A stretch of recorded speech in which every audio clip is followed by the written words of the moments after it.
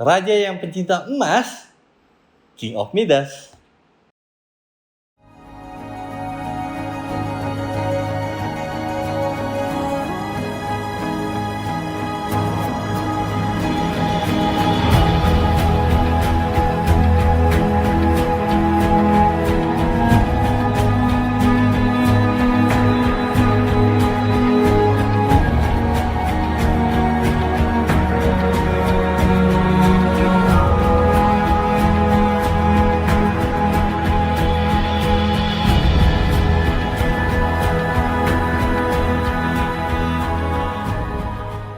Nah, pasti kalian pernah dengar nih ya, cerita atau mitologi yang dimana seorang raja, dia mempunyai kemampuan ketika dia sentuh sesuatu benda atau barang, akan menjadi emas. Tentunya cerita ini ada di mitologi Yunani, tidak lain tidak bukan namanya Raja Midas. Midas ini adalah raja dari Frigia. Raja Midas ini juga muncul di games Ghost of Sparta. Jadi kalian bisa cek juga game. Jadi suatu hari petani Frigia menemukan kakek tua yang mabuk, yaitu bernama Silenus. Kemudian ditangkaplah kakek itu lalu dibawa ke hadapannya Raja Midas. Ternyata nih teman-teman nih, ini lucunya nih ya, ternyata si kakek tua tersebut yang ditangkap ternyata mengenali Raja Midas, dan Raja Midas juga kenal sama si kakek tua ini. Jadi bisa dikatakan sohib-sohiban lah gitu kurang lebih kakek tua itu sama Raja Midas. Lalu pas ditangkap sama pengawal tersebut dan dibawa ke Raja Midas, ternyata Raja Midas itu kan tadi kan tahu ya, mengenal si kakek itu ya. Dan lalu Raja Midas mengatakan seperti ini nih ke pengawalnya. Kakek itu adalah kakek yang baik, bahkan paling baik dan paling bijaksana. Cuman karena dia suka mabuk, jadi kebaikan dan kebijaksanaan itu jadi nggak kelihatan.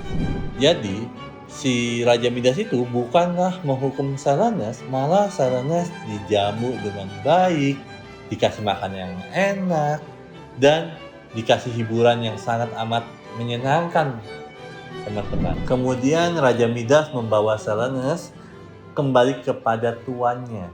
Tuannya itu tidak lain tidak bukan adalah Dewa Dionysus. By information nih teman-teman, Dionysus itu adalah dewa anggur atau dewa yang dimana dia menciptakan, membuat sebuah minuman yang luar biasa dari anggur. Nah, Dionysus merasa bersyukur telah membawa Silenus dan menghadiahkan Raja Midas satu permintaan. Nah, tanpa berpikir panjang, Raja Midas langsung meminta satu hal yang menurut gue nih teman-teman ya agak-agak gila sih, karena dia meminta seperti ini permintaan Raja Midas. Saya minta apapun yang saya sentuh akan menjadi emas. Dan nggak lama terkabullah permintaan itu. Esok paginya Raja Midas terbangun dari tidurnya, dia langsung ingin mencoba apakah benar nih permintaannya aku nih dikabulkan sama Dewa Dionysus gitu ya.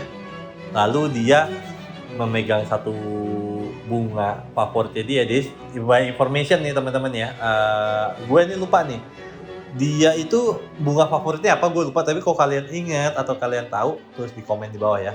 Nah, intinya ada dia memegang bunga favoritnya dia, pas mau mencium bunga tersebut, lalu bunga itu ternyata berubah menjadi emas. Nah, dia terkejut dan dia mulai tuh ada rasa-rasa, wih happy nih gue nih.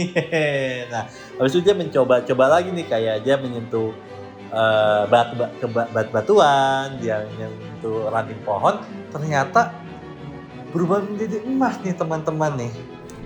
Nah, setelah Raja Midas mencoba menyentuh berbagai barang, lalu dia mempunyai kebiasaan teman-teman, yang dimana dia mempunyai hobi. Setiap bangun pagi dia selalu berkuda. Nah, ketika dia sedang mau naik kuda, pas dia nyentuh kuda tersebut, ternyata kuda tersebut menjadi emas nih teman-teman. Nah, dia sangat amat terkejut dengan hal ini.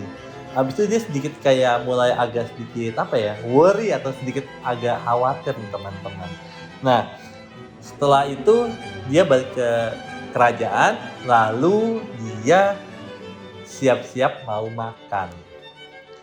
Pas mau makan, pas dia ambil makanannya dengan pakai sendok dan garpu emas yang hobinya dia kan suka ngoleksi emas-emas gitu ya, sesuatu yang berbau gold ya.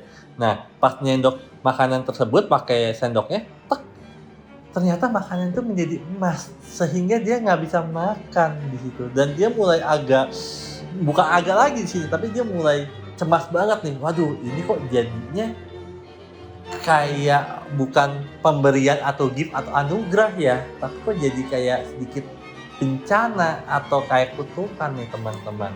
Lalu setelah itu dia mencoba cuci tangan.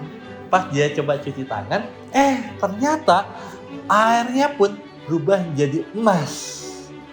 Wah, dia bener-bener yang kayak, aduh gimana nih Nas? Dia agak-agak khawatir dan agak-agak yang bener-bener yang, aduh ini kayak bukan sesuatu hal yang baik nih. Lama-lama dia mulai berpikir seperti itu.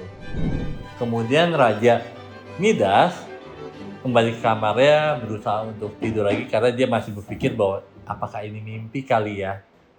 Pas masuk kamarnya, pas dia mau tidur, ranjangnya berubah jadi emas. Bahkan nih teman-teman ya, bantal dan selimutnya itu juga berubah jadi emas. Dan emas ini bukan bantal emas yang empuk ya, tapi ternyata bantal emasnya menjadi keras, benar-benar menjadi emas batangan yang ketika mau ditidurin dan itu sakit sekali teman-teman.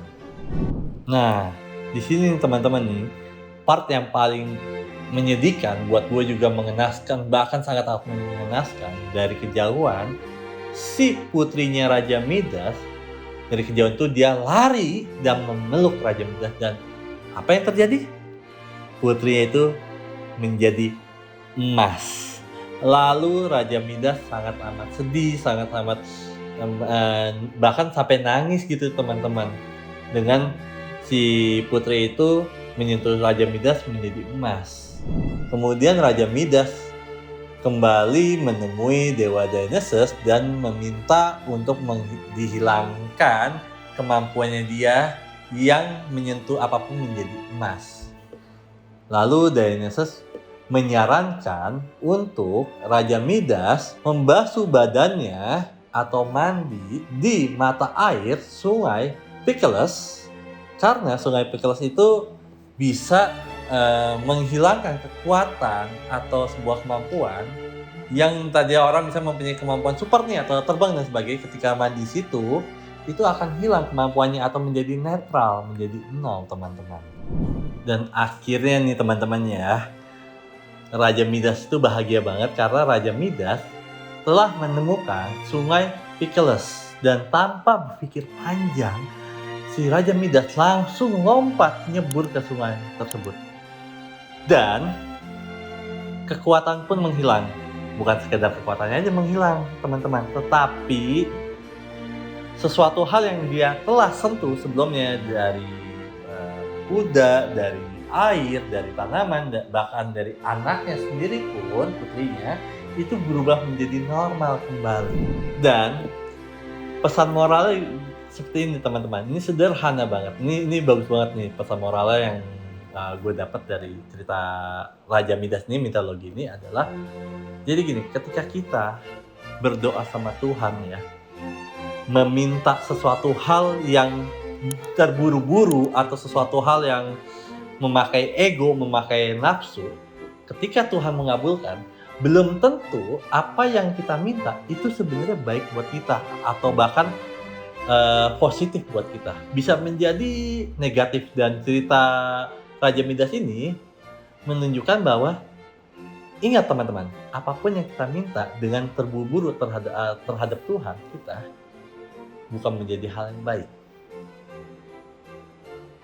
So, gimana teman-teman nih dengan ceritanya Raja Midas? Dengan meaning yang luar biasa, dengan cerita yang luar biasa. Kalau kalian suka, jangan lupa like, comment, and subscribe. Dan kalau memang ada salah pengucapan nih teman-teman dari apa yang gue omongin, tolong dikoreksi di kolom komen. Oke? See you next time. Bye-bye.